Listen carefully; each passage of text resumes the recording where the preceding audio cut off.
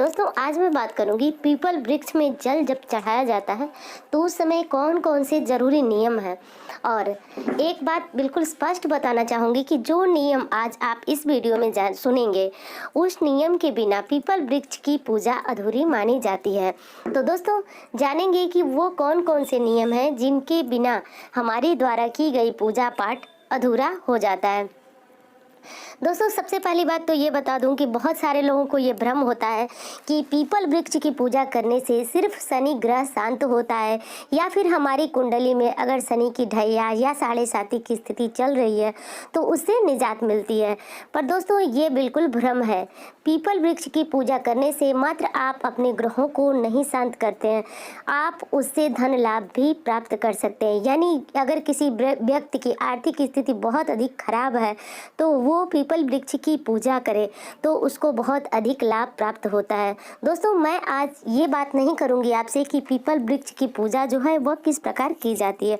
बात मैं करूंगी आपसे कि पीपल वृक्ष की पूजा करते समय हमें कौन कौन से नियमों का ध्यान रखना चाहिए।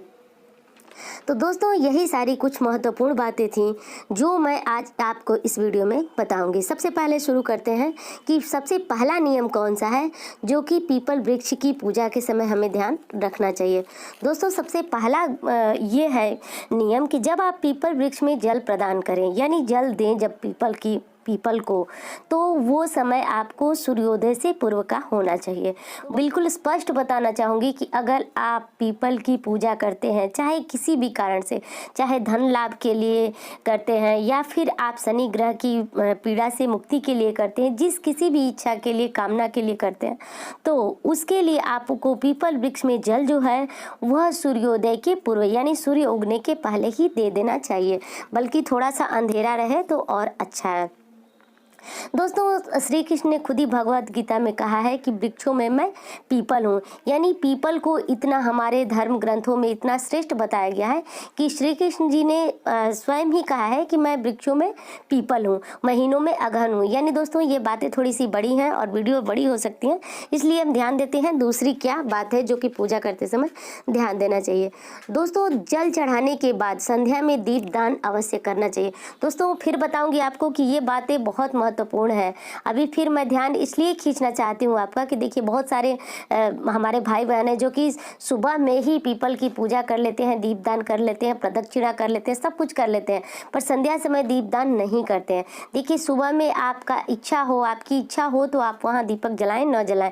सुबह में आप सिर्फ जल चढ़ाते हैं, भोग चढ़ाते हैं तो आपकी पूजा जो है वह पूर्ण हो जाती है। पर संध्या के समय आपको सरसों के तेल का दीपक वहां अवश्य जलाना चाहिए। तो दोस्तों ये बात ध्यान रखने वाली बात है, क्योंकि अगर सुबह आप दीपक जलाते हैं सिर्फ और सुबह आप जल चढ़ाते हैं, शाम में दीपक नहीं जलाते हैं, तो निश्चित रूप से आपकी पूजा का फल आपको आधा आधा ही मिलता है।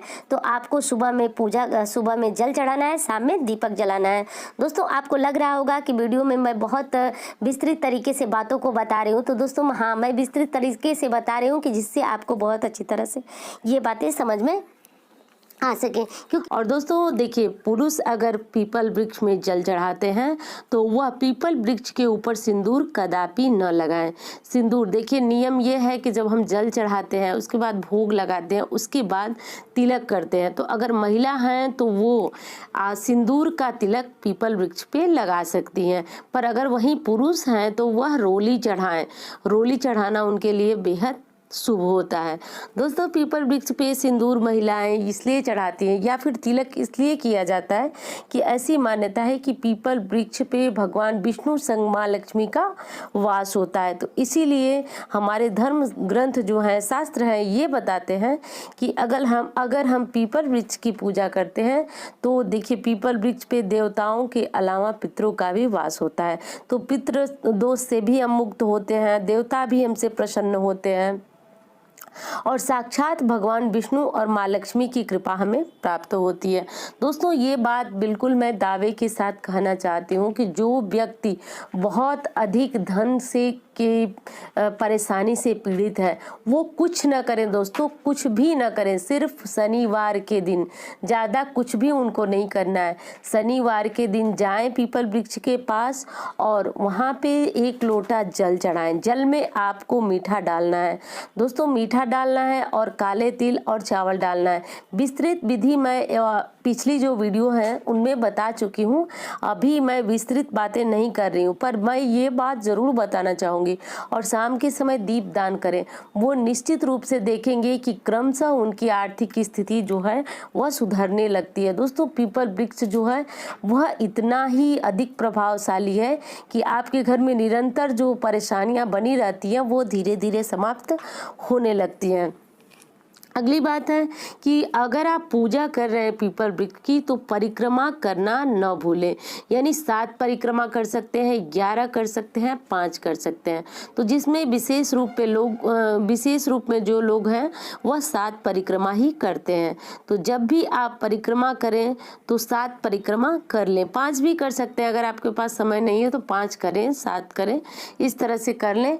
और दोस्तों दूसरी बात है कि अगर कहीं कहीं पे पीपल ऐसे स्थान पे होता है जहाँ पे हम परिक्रमा नहीं कर सकते, यानी कभी मंदिर की दीवार में या कहीं ऐसे स्थान में होता है जहाँ से परिक्रमा कर पाना मुश्किल है, तो फिर आप क्या करें कि पीपल वृक्ष के नीचे ही खड़े खड़े आप परिक्रमा वहीं पे उसी एक स्थान पे ही आप वहीं पे परिक्रमा करें और जितनी परिक्रमा करें उतने बार ही पीपल वृक्ष को प्रणाम, हाथों से छूकर प्रणाम करते रहें और परिक्रमा करते समय ओम शम शनिश्चराय नमः ये बोलते रहें। और अगर आप धन लाभ के लिए पूजा कर रहे हैं तो आप श्री विष्णु जी का नाम लें, ओम विष्णवे नमः, या फिर कुछ भी आप जो भी भगवान विष्णु का नाम लें, माँ लक्ष्मी का नाम लें, तो बस आप ऐसे ही बोलते हुए आप अपनी परिक्रमा को समाप्त करें।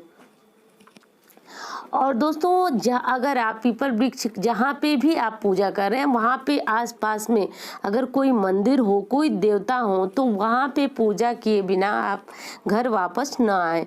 यानी ध्यान रखें कि जहाँ पे आप पीपल वृक्ष की पूजा कर रहे हैं वहाँ आसपास में कोई देवी देवता का मंदिर हो तो वहाँ भी पूजा करके आएँ, क्योंकि अगर आप सिर्फ पीपल वृक्ष की पूजा करके चले जाते हैं तो वहाँ पे उपस्थित देवी देवता का अनादर होता है। तो इसलिए आप वहाँ भी पूजा अवश्य करें, तब जाकर के आप अपने घर आ सकते हैं, पर पूजा किए बिना आप न आए।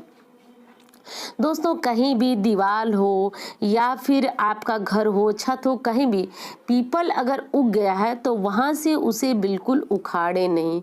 उखाड़ना दोस्तों दोष माना गया, यानी हमारे शास्त्र कहते हैं कि पीपल वृक्ष जो है इतना अधिक पुण्य है कि उसमें भगवान देवता पितृ सबका वास होता है, तो फिर उसको उखाड़ना बिल्कुल शुभ नहीं माना जाता है। या फिर अगर आप उसको उखाड़ रहे हैं तो किसी नदी किनारे या फिर किसी ऐसे स्थान में ले जाकर के फिर से उसका रोपण करें, तभी जाकर के पीपल वृक्ष को जो है वह उखाड़ा जाता है दोस्तों। नहीं तो पीपल वृक्ष को आप न उखाड़ें। और कहीं ऐसे स्थान में जहाँ पे पीपल वृक्ष उग गया है आप उसको उखाड़ना भी नहीं चाहते हैं तो फिर आप उसको ऊपर से पत्तियां या डाली को जो है काट सकते हैं और उसको उतना बड़ा ही रख सकते हैं, पूजा पाठ वगैरह भी आप कर सकते हैं। पर बिल्कुल जड़ से उखाड़ करके पीपल वृक्ष को फेंक देना ये बहुत अधिक पाप का कारण बनता है। अब बात करूंगी दोस्तों अगले नियम की कि अगली कौन सी बात है जो हमें पूजा के समय ध्यान देना चाहिए। और दोस्तों जल जब आप दे रहे हैं तो चाहे किसी भी कामना के लिए जल दें, चाहे आप धन लाभ के लिए जल दे रहे हैं या अन्य किसी परेशानी के लिए या पितृ शांति के लिए, शनि शांति के लिए, जिसके लिए भी आप पूजा कर रहे हैं, तो जल में आपको थोड़ा सा मीठा डालना है, काला तिल डालना है, अक्षत यानी चावल डालना है। ये तीनों चीज़ें डालने के बाद ही आप पीपल वृक्ष पे जल अर्पित करें, तभी जाकर के ये बेहद शुभ होता है। अब अगली बात जान लीजिए दोस्तों कि देखिए आप जब सुबह के समय पूजा करते हैं तो उस समय भी आप चाहें तो दीपक जला सकते हैं, यानी चाहे तो घी का दीपक जला सकते हैं, चाहे तो तिल के तेल का दीपक जला सकते हैं। पर संध्या के समय जो दीपक आप जलाएंगे शनिवार के दिन, देखिए विशेषकर मैं आपको यही बताती हूँ कि सिर्फ शनिवार के शनिवार ही पूजा करें आप पीपल वृक्ष की। और पीपल वृक्ष की पूजा शनिवार के दिन करने से ही आपको अपने जीवन में इतना चमत्कारी लाभ मिलेगा कि आप स्वयं आकर के बताएंगे कमेंट करके वीडियो में कि हाँ आपको कितना लाभ मिला। आप ये चीज़ करके अपने जीवन में खुद जो फर्क है उसे महसूस कर सकते हैं। हाँ तो दोस्तों, मैं बात कर रही थी कि शाम के समय जो आप दीपक जलाएंगे वो सिर्फ और सिर्फ सरसों के तेल का ही होना चाहिए। इस बात का भी हमें ध्यान देना चाहिए।